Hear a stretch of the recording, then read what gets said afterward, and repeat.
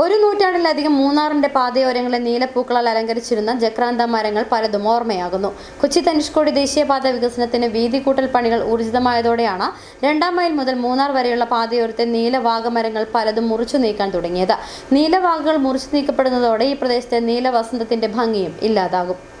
1.25 നൂറ്റാണ്ട് മുമ്പ് മൂന്നാറിൽ തേയില കൃഷിക്കെത്തിയ ബ്രിട്ടീഷുകാരാണ് തേയിലകൾക്കിടയിലും പാതയോരത്തും സ്വന്തം നാട്ടിൽ നിന്ന് എത്തിച്ച ജക്രാന്ത മരങ്ങൾ വച്ചുപിടിപ്പിച്ചത്.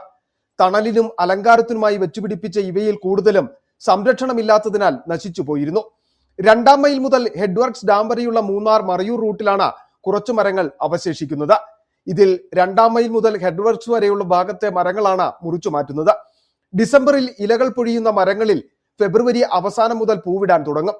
ഏപ്രിൽ അവസാനം വരെ പൂക്കൾ നിലനിൽക്കും. മധ്യവേനലവധി ആഘോഷിക്കുവാനായി മൂന്നാറിലേക്ക് വരുന്ന സഞ്ചാരികൾക്ക് പാതയോരങ്ങളിൽ പൂത്തുനിൽക്കുന്ന വയലറ്റ് വസന്തത്തിന്റെ കാഴ്ച മനോഹരമായിരുന്നു.